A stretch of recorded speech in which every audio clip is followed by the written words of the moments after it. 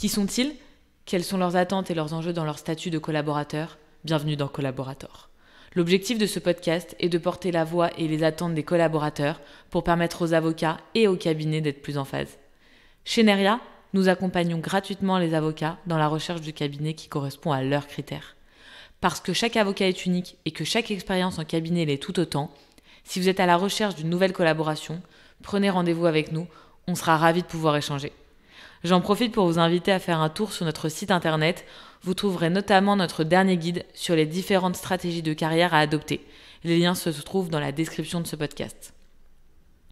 Bienvenue dans ma conversation avec Henri Aguet. Avocat en droit social avec un parcours éclectique, Henri nous livre sa vision de la profession sans se prendre au sérieux. Études en droit des affaires et droit du sport, passage aux États-Unis pour faire un LLM, passage en entreprise pendant 1 an et demi pour découvrir l'envers du décor, toutes ces expériences l'ont amené aujourd'hui à être avocat en droit social chez Del Sol. Avec un ton détendu et du recul sur la profession, Henri nous décrit sa conception de la profession sans tabou sur les sujets de rémunération, d'évolution de carrière et d'ambiance de travail. Je n'en dis pas plus et je vous souhaite une bonne écoute. Bonjour Henri. Bonjour. Merci beaucoup d'avoir accepté l'invitation. Avec grand plaisir. Première question avant toute chose que je pose à tout le monde, pourquoi est-ce que tu as voulu devenir avocat ? Est-ce que j'ai voulu devenir avocat ? C'est une question que je me pose quand même assez souvent, parce que j'ai un parcours un peu éclectique. Je pense que j'avais envie, au fur et à mesure de mes expériences professionnelles, d'avoir quelque chose de plus large, des missions plus variées, et surtout, je pense que j'avais besoin d'endosser des responsabilités, et c'est au fur et à mesure des expériences que je me suis dit, c'est bon, j'ai envie d'être avocat. Mais c'était pas une idée arrêtée dès le départ. Comme 90% des gens avec lesquels j'échange.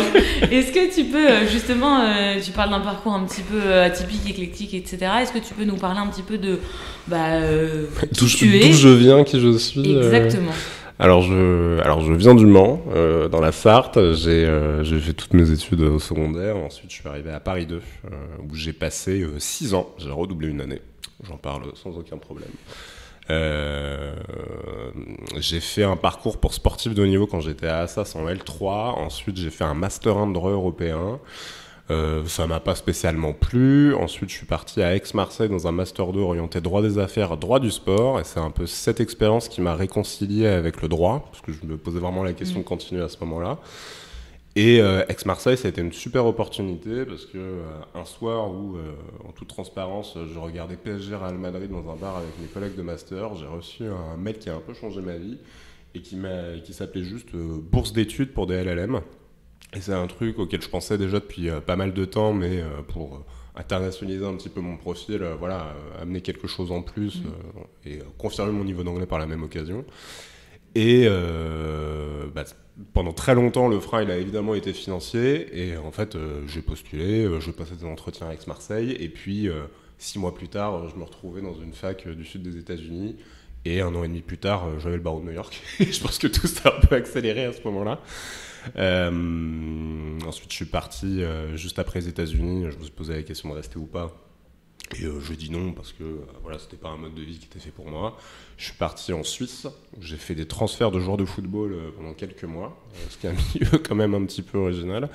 Et ensuite, je suis rentré en France parce qu'après plusieurs années avec un statut de nomade, on va dire, entre la France, les États-Unis, la Suisse, mes stages à gauche à droite dans différentes villes de France et de Navarre.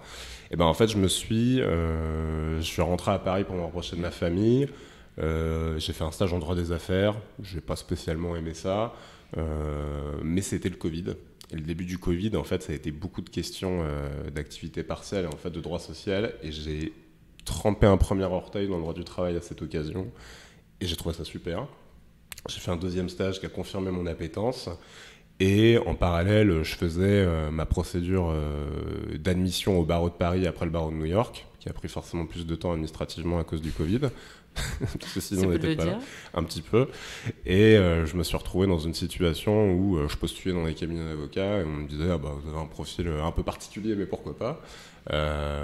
Mais je me suis heurté à un plafond de verre, c'est-à-dire que je ne pouvais pas plaider.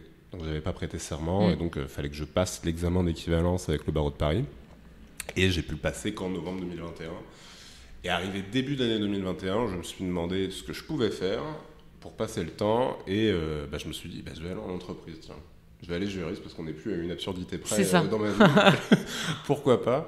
Et en fait, j'ai travaillé pendant 1 an et demi, quasiment 2 ans, comme juriste droit social, relations individuelles et relations collectives dans une belle boîte, en vrai, qui avait plus de 1500 salariés, où j'ai fait plein de choses Il y avait intéressantes. de quoi faire.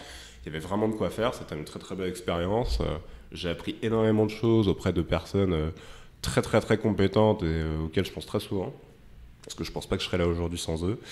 Mais c'était juste une espèce de temps de latence où j'ai appris ce que je devais apprendre et puis je me suis dit allez, on y va, on fait le grand saut, on va reprendre une vie un peu plus ordonnée peut-être. Et enfin ordonnée, tout est relatif. Tout est relatif parce que j'ai dit allez, je vais être avocat en droit social et ça fait maintenant 1 an et demi, quasiment 2 ans également que je travaille comme avocat en droit du travail. Ok. Hyper riche en fait comme parcours, plein de questions qui me viennent en tête. Déjà, tu pars en entreprise avant de devenir avocat. Ouais. On a, ce que je te disais en off, j'en ai plus d'un avocat qui veut faire ce move dans un sens ou dans l'autre. Qu'est-ce que ça a pu t'apprendre justement, ce passage en entreprise? Qu'est-ce qui te manquait? Pourquoi tu t'es pas dit finalement, maintenant je suis dans une entreprise, assez classiquement on pourrait se dire, je sais pas, j'ai un rythme plus cool, je gagne bien ma vie, j'ai peut-être des dossiers intéressants. Pourquoi tu dis non, j'y vais quand même? Ce que je suis allé chercher en entreprise, en fait, c'était plusieurs choses. Déjà, je suis allé chercher une expérience pour passer le temps, en fait. Premièrement, c'était ça le premier objectif, mais surtout, je me suis rendu compte au fur et à mesure que ça me permettait d'anticiper un petit peu l'avocature, puisque je me retrouvais dans les chaussures du client, si tu veux.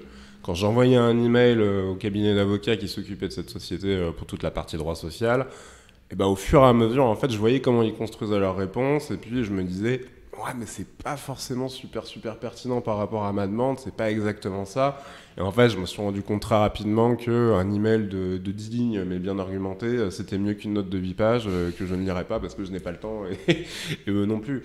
Et voilà, il y a tout ce côté opérationnel que j'ai trouvé super intéressant et qui m'a permis d'apprendre beaucoup de choses du contact client, parce que moi-même, j'ai été le client auparavant. Ça, c'est le premier avantage que j'ai vu.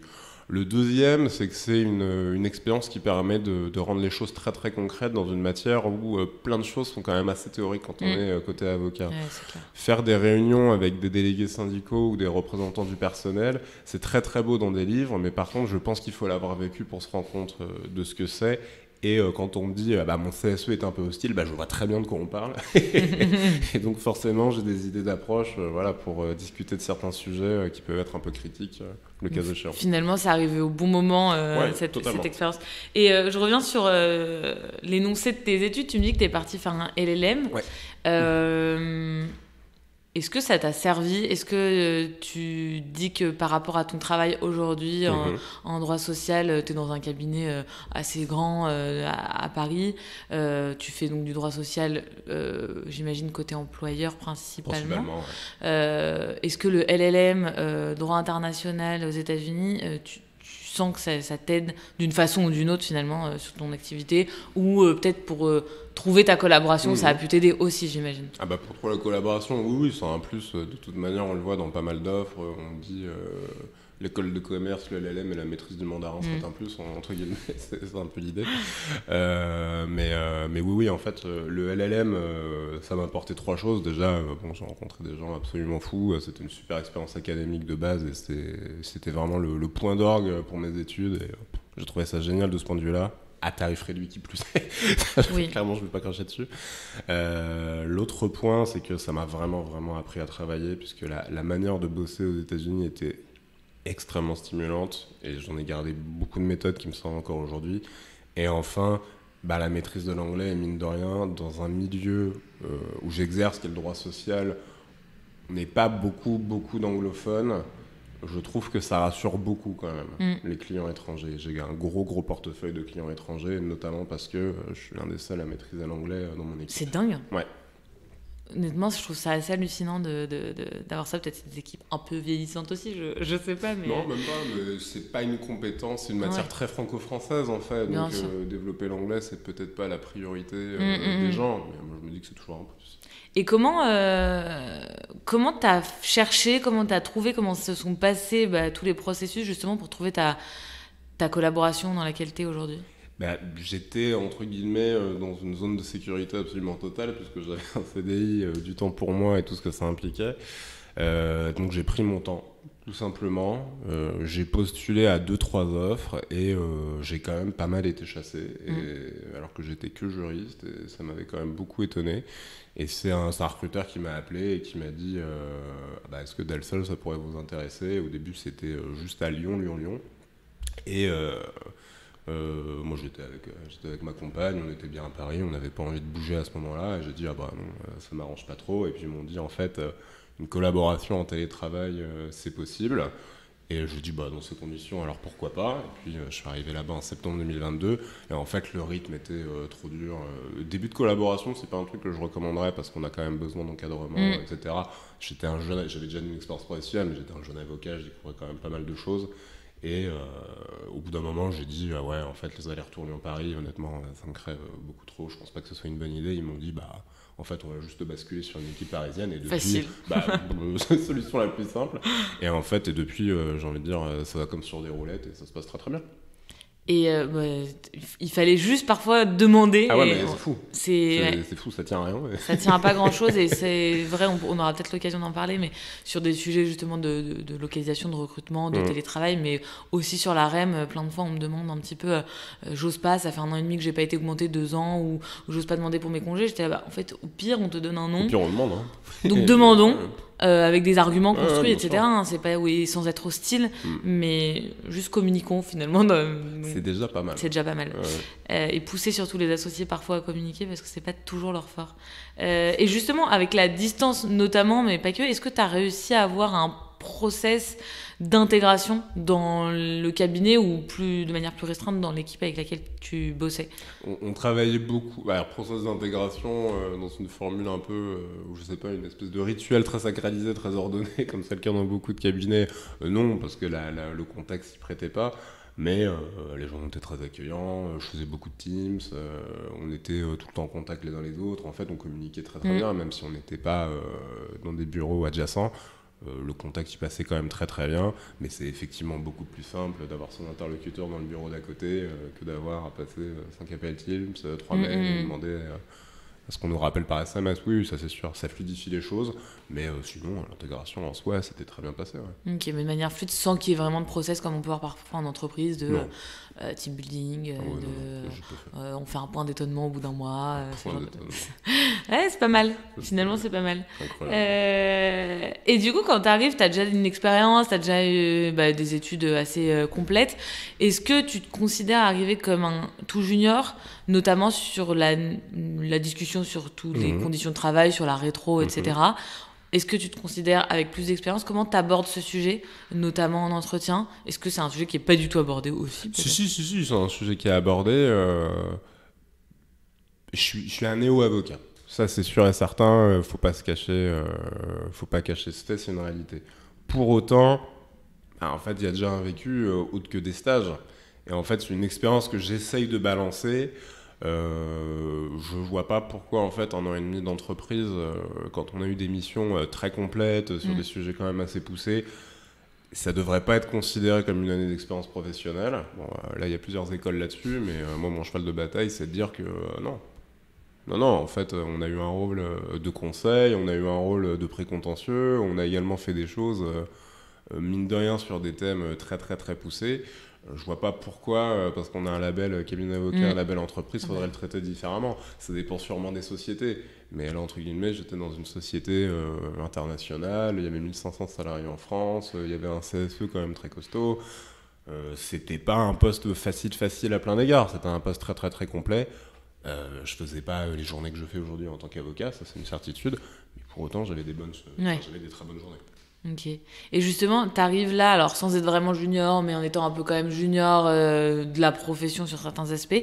C'est quoi, jour 1, quand tu arrives, et aujourd'hui avec plus d'1 an et demi, si je dis pas de bêtises, d'expérience, tes attentes, peut-être en termes notamment de formation, ou d'accompagnement, ou même pour qu'on te laisse un peu de liberté, c'est quoi tes attentes à ce moment-là? Moi j'attendais quand même un peu, j'attendais de l'encadrement, notamment pour tout ce qui est, encore mon point faible, et je le dis avec beaucoup de réalisme, c'est quand même le judiciaire, en fait, et le contentieux. Parce que c'est le truc que je connaissais pas du tout. Mm. C'est un truc que je connaissais pas du tout, et ce que je cherchais surtout, c'est un accompagnement pour tout ce qui était code de la profession, parce que mon parcours a fait que je suis pas passé par le FB, je suis pas passé par les DAC. En fait, j'ai pas fait d'école d'avocat non plus, donc il y avait tout un passif historique que j'avais pas forcément, et donc je me disais... La première question que je me suis posée, c'est de dire mais je mets quoi comme formule de fin? Je vous prie de me croire, vos bien dévoués confrères, ou je mets juste vos bien dévoués confrères pour un email à confrère? C'est idiot, mais c'est des questions en fait que je me posais pas avant d'être mis face à cela, et je me sentais un peu penaud à te dire non, je sais pas comment faire, quoi. Mais oui, c'était un accompagnement dans les codes et les méandres de la profession surtout, et puis ensuite de l'aiguillage sur des dossiers un peu complexes ou sur lesquels j'avais pas forcément beaucoup de passifs ou beaucoup de connaissances, et puis voilà. Et ça, comment tu fais pour l'avoir? Est-ce que ton associé, il était... alors ça dépend de chacun, mais déjà, au fait de tout ça, il t'a pris un peu sous son aile et il t'a formé. Est-ce que dès tes entretiens ou dès ton premier jour, t'es arrivé en disant, bon, moi là, il va falloir qu'on fasse des points sur ça et sur ça. Est-ce que ça s'est fait naturellement? Est-ce que, enfin voilà, comment ça se passe? J'ai changé d'associé, je pense pas avoir entre-temps, donc je pense pas avoir travaillé suffisamment longtemps avec mon associé d'origine pour me prononcer là-dessus. Mais avec mon nouvel associé, les choses sont très très claires. On fait un point, voilà le passif du dossier, voilà comment ça fonctionnait. Les questions principales, c'est ça, ça, ça et ça. Il faut creuser de telle manière et telle manière. Je me souviens que dans un mail qui date, parce qu'il est très très fort, il a quand même une mémoire pachydermique, il arrive à me dire, je crois que c'est dans un email du 21 juillet 2022 où on a sûrement vu ça. Et moi je vais voir ça et je fais, ah oui, effectivement, c'était le 21 juillet 2022, bravo. Et c'est un aiguillage que je trouve honnêtement... parfait dans l'encadrement, dans la mise en œuvre, et au fur et à mesure qui me laisse voler de mes propres ailes pour gérer plusieurs dossiers. Ok, voilà. Très clair. Et je reviens sur... tu me disais que tu avais été pas mal chassé, que tu avais passé pas mal d'entretiens, que tu avais postulé aussi de ton côté. Tu as dû avoir des anecdotes plus ou moins sympas en processus. C'était quoi un peu, j'aime bien parler des red flags, un peu des choses qui... En fait, tu les as vus, ou si tu les avais eus en entretien, tu conseilles à quiconque qui écoute cet épisode de fuir là-dessus. Est-ce que tu te rappelles un peu de trucs un peu lunaires? Ça, c'est pas forcément universel, mais moi j'ai un red flag, c'est les annonces en franglais. Ça, je pense que c'est... Honnêtement, je me dis, voilà, il y a baleine sous gravillon, je pense. C'est un peu... je m'aventurerais pas forcément là-dedans. Je sais pas, moi, j'ai travaillé dans un cabinet d'avocat qui faisait beaucoup de start-up. Et l'ambiance start-up franglais, baby-foot d'une le vendredi, je trouvais que c'était un petit peu la face cachée d'un iceberg qui était souvent un peu moins sympathique. Donc de prime abord, ça j'aime pas trop. C'est pas un très bon signal pour moi, mais là pour le coup c'est l'affinité de chacun. Non, red flag. J'ai fait un entretien à 19h30 dans un cabinet et on m'a proposé un café. Là, je me suis dit, je suis pas sûr que ce soit un super point révélateur de la suite. Parce que je voulais être avocat, mais je voulais pas travailler sur le fuseau horaire de Bangkok en permanence. Ah bon, on va dire. Non, pas spécialement, voilà. J'ai ma petite vie à côté quand même. Mais il y a ça, et puis il y a le dernier red flag, je pense. Red flag, là pour le coup encore, c'est ma sensibilité, on va dire, qui me fait dire ça. Je trouve qu'on a un métier très intéressant, mais on a un métier dans lequel les gens font appel à nous parce qu'ils ont des problèmes en fait. Et donc la meilleure chose à faire, je pense, c'est de rendre les choses le plus sympathique possible. C'est un truc que je m'efforce de faire, même dans des cas de, je sais pas, de plan de sauvegarde d'entreprise, de restructuration, de compression des effectifs. C'est pas rigolo. C'est rigolo pour personne, mais on essaie de rendre les choses le plus agréables possible. Et des gens très très froids, très agréables, parce que j'ai fait des entretiens avec des gens qui étaient littéralement muets comme des carpes, froids comme des morts, honnêtement. Et qui se prenaient très très très au sérieux, et je pense pas que ce soit forcément une bonne approche. En tout cas, être un avocat sur un piédestal qui dominerait toute la plèbe et avoir cette position, ça marche peut-être avec certains clients, mais c'est pas ma vision du métier, où je pense qu'il y a quand même beaucoup d'affect et d'humain. je ne me serais pas vu travailler avec des gens qui partagent pas au moins en partie cette approche. Ouais, du coup, ça te permet aussi, j'imagine, ça t'a permis, et puis si un jour tu as des volontés de mouvement, de te dire, en fait, dans mes critères, c'est ça, et je sais que tel et tel type de cabinet d'avocat, où justement c'est peut-être très hiérarchisé, voilà. Au-delà du fond des dossiers, parce que forcément l'associé a quelque chose à t'apporter, mais sur la façon de communiquer, c'est pas possible, quoi. Il y a la façon de communiquer, tu parles de hiérarchie, et c'est un autre point également. Pendant mes process, j'ai fait des entretiens avec des Big Four. Et j'ai longtemps hésité entre un Big Four et le cabinet où je suis aujourd'hui. Et ce qui a fait la bascule, alors que le Big Four rémunérait mieux quand même, mais ce qui a fait la bascule, c'est que dans le Big Four, on m'a dit vous verrez pas un client avant 3 ans et demi, 4 ans. Et là, j'ai dit ouais, non, ça c'est pas possible. Et je me suis dit non, merci dans ce cas. Et puis ça m'a aidé à faire ma décision. Je pense que pour progresser, il faut quand même être à un moment ou un autre en première ligne et se dire je suis derrière 4 échelons décisionnaires, 2 managers, 2 middle, 3 seniors ou je sais pas quoi. C'est pas forcément une super approche. Voilà. C'est en plus d'avoir la vision, et après il n'y a pas de mauvaise vision, mais c'est d'avoir la vision de l'avocat presque salarié, enfin alors pas sur le statut mais sur la façon de fonctionner. Et il y a des personnes qui veulent pas nécessairement avoir de clientèle personnelle et qui sont bien cachées entre guillemets, c'est pas péjoratif mais non, derrière les équipes, mais c'est bien que dès l'entretien tu puisses avoir un peu ce spectre et savoir où on va, où on met les pieds. Oui, totalement. Non, mais bien sûr, c'est important que l'information elle circule et ça aide à faire ses choix, chacun ses critères. En fait, il n'y a pas de mauvais critères. Je pense qu'il y a autant d'avocats que de vision de la collaboration déjà, et même de la profession plus généralement. Faut juste essayer de trouver chaussure à son pied. Ouais, c'est clair. Pour réussir à progresser dans cette profession, on parle souvent de mentor, ou on parle souvent de management, ou de façon plus globale, d'évolution, de formation. J'aime bien demander, pour toi, encore une fois, ça ne dépend que de chacun, c'est quoi, à ton niveau, du bon management ? Qu'est-ce que t'attends ? Quelle est ma définition d'une clique, en fait ? Presque ça. Version cabinet. Version cabinet, le bon manager. J'ai l'impression d'être dans un sketch des inconnus là. Non, le bon manager, moi je pense que c'est déjà celui qui arrive à mettre en place une ambiance de travail agréable. C'est pas forcément sain. Il y a une nuance, mais une ambiance de travail agréable, je trouve que c'est déjà beaucoup.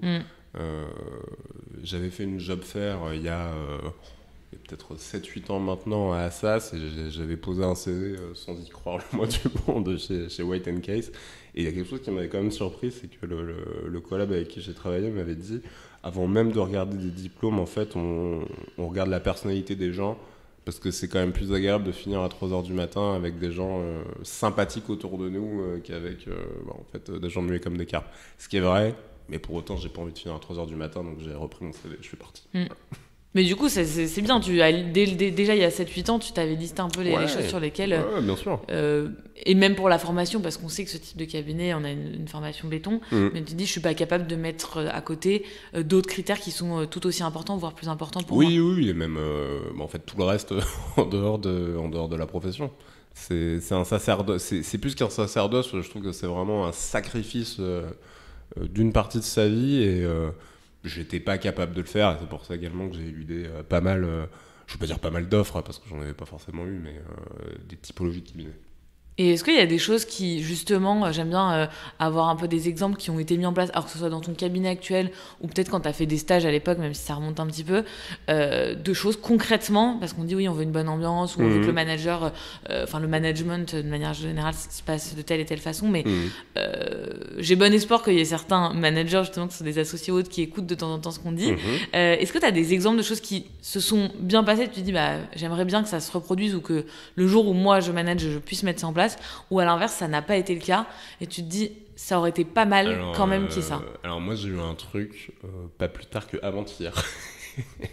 Au cœur de l'actualité. Au cœur de l'actualité, je suis allé au Conseil de prud'homme de Paris et j'ai passé une audience abominable pour un truc qui n'arrive jamais, c'est-à-dire que j'ai demandé un renvoi, on me l'a refusé et en fait au lieu de prononcer une radiation, on m'a forcé à plaider et j'ai appelé mon associé en me disant je fais quoi en fait, Il m'a dit texto, bah non, en fait, on me plaide pas, quoi. Et en fait, je passe dans la machine à laver pendant 1h30, 2h, c'était pas très agréable. Mais à la fin, il m'a totalement soutenu. Genre, il a été solidaire de A à Z. Quand on a fait le call avec le client, il était solidaire en permanence. Enfin, honnêtement, moi, j'ai trouvé ça super honnête et je l'ai remercié. Et je pense que c'est une première base. Il y a être solidaire et puis de l'autre côté, il y a pas prendre de haut les gens. Je pense. Montrer que tu leur parles d'égal à égal et rien que ça, je pense que c'est déjà ça semble basique, mais c'est pas forcément le cas pour tout le monde, mais je pense que c'est déjà une très très bonne base pour la suite. Ouais, être une équipe. Et tu parlais de remerciements. J'ajoute une petite anecdote. J'ai accompagné une avocate qui est partie d'une très très très grosse structure parisienne pour aller sur une structure à Lyon, et donc chacun avait ses critères, etc. Et on s'appelle régulièrement pour lui demander comment ça se passe, et elle me dit, j'ai un peu honte de le dire parfois, mais en fait ça se passe super bien, et surtout j'ai un associé qui me remercie, et j'ai honte de dire que c'est incroyable qu'il me remercie, mais juste il me remercie, et donc en fait ça tient à pas grand chose. C'est vrai que c'est lunaire quand on dit ça comme ça, mais c'est mais ça compte. Ça avoir compte. Un merci de temps en temps, c'est quand même sympa. C'est clair. C'est clair. Est-ce que ton associé, tu disais que très rapidement tu voulais être mis en front avec les clients, que ce qui te manquait c'était le côté judiciaire, etc. J'imagine qu'on n'arrive pas jour 1 et on plaide le lendemain, mais comment est-ce que ça se fait Pas loin. On te jette dans la cage? On m'a pas jeté parce que c'était une audience de conciliation, donc ça va. Il se passe pas grand chose. En fait, on revient juste sur les demandes, ce qui se passe, ce qu'on peut concilier ou pas, oui ou non, et puis ensuite on s'en va. Mais très très vite, j'ai par contre eu l'occasion de mettre mes mains dans des jeux de conclusion, rédiger l'argumentaire de A à Z. Et me mettre dans les pièces et me sentir Saul Goodman le temps de quand même quelques heures. Et non, c'est super formateur. Ouais. C'est super formateur, et même j'aime beaucoup écrire. Et je trouve que c'est un très bon exercice parce qu'au fur et à mesure, des fois je relis des premiers jeux de conclusion avec des trucs plus récents et je me dis, il y a quand même une vraie évolution du style. Il y a quand même une manière de raconter. En fait, ça racontait une histoire, mine de rien. Et surtout, en droit du travail, c'est d'autant plus vrai. Il y a la rencontre, les péripéties. En fait, c'est le du héros quelque part, sauf que le client, à la fin, demande quand même des indemnités sonnantes et trébuchantes, souvent à juste titre. Mais voilà, il y a une espèce de parcours, de schéma. Je ne saurais pas forcément comment le qualifier, mais... je mesure une progression, on va dire. C'est plutôt rassurant. Rien que ça fait plaisir. C'est clair. Et justement, dans cette belle transition, dans cette progression, dans cette évolution, qu'est-ce que toi t'attends? Tu vois, ça fait 1 an et demi, si je dis pas de bêtises, du coup, que tu es dans ce cabinet, tu as une expérience professionnelle un peu plus longue, etc. Qu'est-ce que tu attends de la structure, ou toi-même, peu importe la structure, mais pour te faire rester, progresser, avoir envie de rester avec cette équipe-là, qu'on te donne, je sais pas, devenir toi manager de gens plus juniors, avoir accès à certains aspects, voir qu'il y ait des perspectives d'évolution, avoir une meilleure rétro, enfin, je ne sais pas, j'évoque plein de choses, pour te faire rester et avoir cette rétention que les cabinets ont vachement de mal à avoir. Essayent de chercher. Là, faut pas faire comme si c'était pas un sujet, parce que c'en est un. La rétrocession, c'est dans le lot. Voilà, c'est un beau métier, mais c'est pas du bénévolat pour autant. Voilà, je mets ça de côté, mais effectivement, c'est un point. C'est hyper important. L'ambiance, c'est super important pour moi. Vraiment, je vais retourner au cabinet tout à l'heure, juste après cette très sympathique conversation. Et je sais que mes 2 co-bureaux vont me faire des blagues, ils vont me demander comment s'est passé mon Planet Rap. Voilà, c'est un peu l'idée. Et rien que ça, c'est quand même plutôt sympa. Content de se lever le matin, quoi. Ouais, honnêtement, j'y vais pas à reculons, sauf pour prendre la ligne 13. Ça m'embête un peu plus, mais c'est vraiment la seule grosse épreuve de ma journée. Le reste, c'est vraiment que du bonheur, et rien que ça, c'est top. Ouais, ça passe bien. Et je rebondis juste sur l'aspect rétro. Ça fait débat, c'est tabou, alors même que évidemment, on travaille tous pour gagner notre vie, et les avocats tout autant. Et je pense que c'est quelque chose sur lequel il faut être aussi apaisé sur la discussion. C'est pas des sujets évidents, mais voilà, on se base sur des choses plus ou moins objectives. On a déjà eu l'occasion d'en discuter. Et voilà, il faut un peu souffler et faire souffler ses associés dans la mesure du possible. C'est sûr. Après, j'ai peut-être pas forcément la même approche, puisque je suis allé dans le pays, j'ai habité mine de rien dans le pays où l'argent est tout sauf le tabou, c'est littéralement le nerf de la guerre.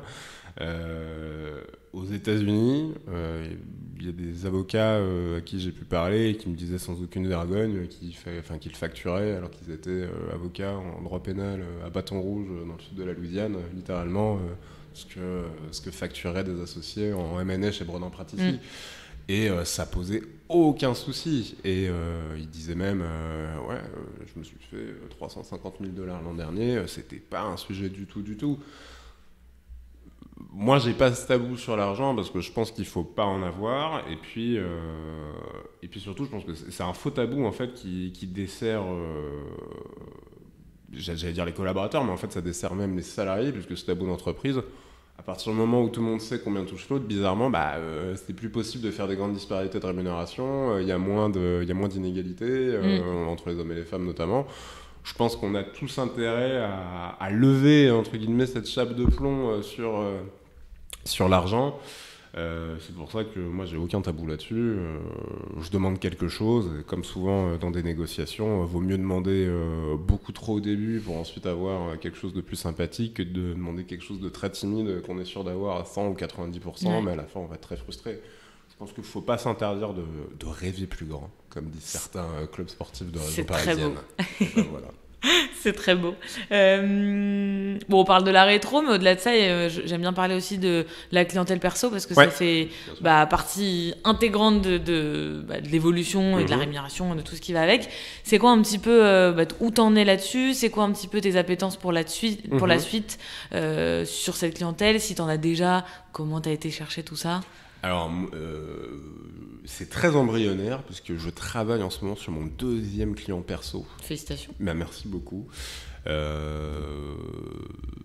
J'avais cette idée d'en faire ou d'essayer d'en faire tout du moins assez rapidement et puis en fait je me suis dit je me sens peut-être pas encore les épaules, je vais attendre un petit peu. Et en fait j'ai fait beaucoup de dossiers de types de dossiers qui sont répétés sur l'année 2023. Et à partir de ça, je me suis dit, c'est bon en fait. Je vois le mécanisme, je vois le schéma, je vois ce que je pourrais tirer, je vois quel type d'argument est-ce que je pourrais utiliser côté salarié, puisque moi j'étais toujours côté employeur, donc quelque part je me dis c'est quand même bien d'avoir été de l'autre côté. Et je pense avoir trouvé une typologie de dossiers sur lesquels je peux faire du conseil en fait, ou peut-être même de l'accompagnement contentieux à terme, on verra. Mais je commence vraiment à développer et je pense avoir trouvé une espèce de niche, ou en tout cas de type d'affaires sur laquelle me positionner. Ouais, déjà, c'est assez stimulant. Tu vas pas n'importe où en disant je prends tout ce qui passe. Du tout. Je pense que c'est bien déjà de se dire je maîtrise ça, exploitons-le au maximum et essayer d'être utile dans le plus possible, on va dire, pour un client. Ouais, c'est clair. Et comment ces premiers clients sont venus et comment tu te dis que tu vas aller chercher les suivants? Là, c'était des copains de copains. Je pense que ça commence, pour la plupart des gens, en tout cas en droit du travail, j'imagine, même dans tout d'ailleurs, je pense que ça commence surtout comme ça. Pour la suite, je compte quand même un peu sur le bouche à oreille et puis surtout... je pense qu'il faudrait que j'essaye d'entrer, mais peut-être dans des conférences, des groupes, que j'aille à plus de soirées, des choses comme ça. J'ai des parents qui étaient commerçants, donc moi j'aime bien ce côté contact client, on rigole, on crée du lien, etc. C'est ça qui compte.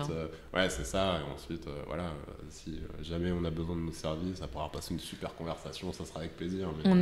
On en parlait, j'en parlais la dernière fois pendant un podcast pareil, on disait, en fait, tu vas dans des soirées, évidemment, pour faire du networking, en parlant de tout sauf de ton travail, et les gens se rappellent, en fait, juste que t'étais très sympa. Et en plus de ça, t'es avocat en droit social, donc c'est magnifique, puisqu'on a besoin de toi demain ou dans 6 mois, ou le frère de la pote, de la sœur de la copine aussi, et il se trouve qu'elle bosse dans une boîte de 1500 personnes. Ou ça se passe très très très mal, elle a besoin de conseils, c'est terrible, et tu dis, quel hasard. On s'est bien marré la dernière soirée.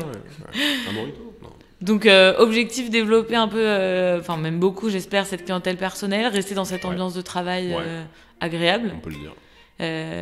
Investir dans un vélo peut-être pour ne plus aller prendre la ligne 13. Peut-être. Pourquoi pas. Et affaire à suivre sur tout ça. Ouais, carrément. Merci beaucoup d'avoir pris le temps d'échanger avec moi. Avec grand plaisir. Bonne journée. Bonne journée. C'est la fin de l'épisode du jour. J'espère qu'il vous a plu. Vous pouvez découvrir nos contenus, podcasts et articles directement sur le site www.neria-recrutement.fr. Et si certains sujets vous intéressent particulièrement ou que vous souhaitez entendre certains avocats en priorité, n'hésitez pas à nous le dire en commentaire. À très vite!